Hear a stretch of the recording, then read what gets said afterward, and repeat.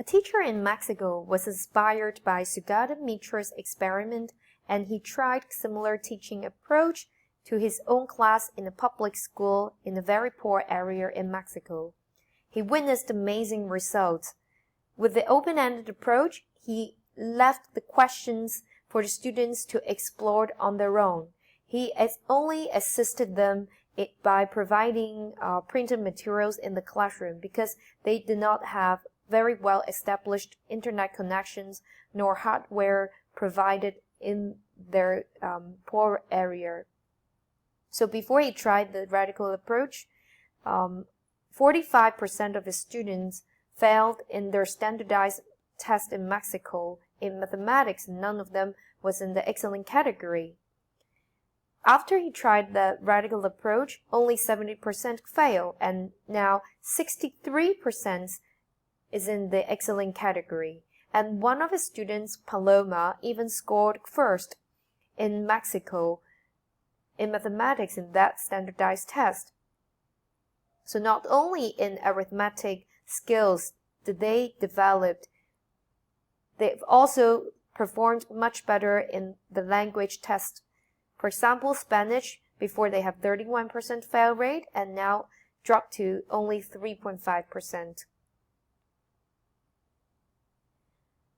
So after looking at experiments and also developments in other countries, now what's the development of e-learning in Hong Kong? The Education Bureau has launched Wi-Fi 900 program last year in their fourth strategy on information technology in education, in which they planned to subsidize 900 public sector schools to get the Wi-Fi network and also digital devices ready within these 3 years. So as you can see from the flow chart, they plan to have all 900 schools being developed in their Wi-Fi network and also digital devices by 2018. And actually, altogether, 1,000 schools were benefited because before the Wi-Fi 900 program, they had the pilot program called Wi-Fi 100, in which already 100 schools were benefited from the subsidy to build infrastructure and buy digital devices for the e-learning needs. So not only the EDB was developing on the infrastructure for IT in education for public sector schools, they've also developed e-resources and provide professional developments for teachers and school management for the development in e-learning. So except the hardware, they've also developed the curriculum to alongside with the IT development, and we can see that there's a gradual change from teacher-centered approach to a student-centered approach in the whole education reform. This is another chart we can see from the Wi-Fi 900 program, in which it reflects the school plan on how they will adopt e-learning within these few years. So the blue bars represent primary schools. As we can see, last academic year, most schools plan to adopt e-learning in 1 or 2 subjects, and this year onward, until 2018, we can see the blue areas of the bars increases, which means more and more schools are adopting e-learning into different subjects. And we can also see the gradual change from only 1 to 2 subjects to 2 to 3 subjects in 2018. So besides primary and secondary school in Hong Kong, in terms of tertiary education, the University of Hong Kong has also unbound e-learning into their curriculum.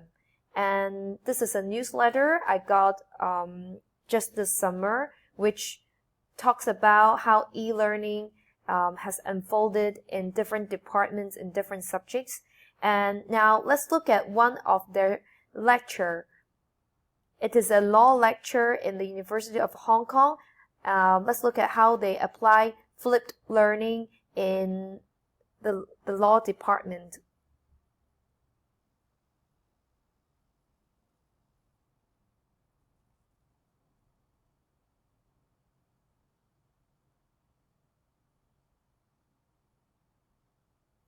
So, beside the University of Hong Kong, our affiliated school, Sha Tin Sun Sun Primary School, they've also been applying e-learning from 2012 until now. And this is a slide from the principals sharing on how they adopt e-learning from the EDB website.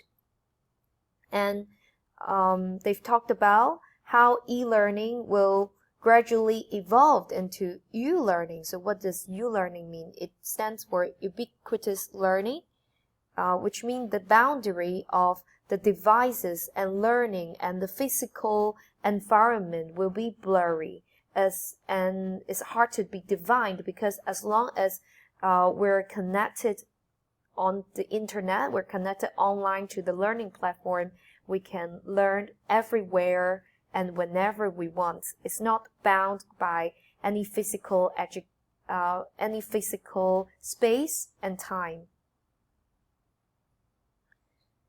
So this is a slide I adopt from the e-learning course, and this you can see the comparison between traditional classroom and an e-learning classroom. In the traditional classroom, it is more teacher-centered, knowledge-oriented, and we stigmatize mistakes, and we aim everything to be perfect, to be correct, and teachers are viewed as experts, as authoritative figure. However, in the e-learning classroom, it is more student-centered. We focus more on the process and action, and the experience is put in the priority.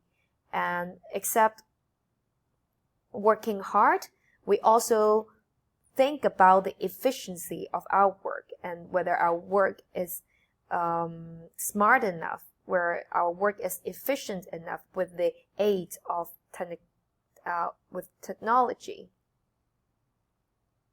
So now let's try test with Playcurse. So what exactly is Playcurse? It is an platform in which quizzes can be administered and questions are set as multiple choice, but the advantages, students, they do not need digital device. They can use QR code to answer the questions. So let's try it now.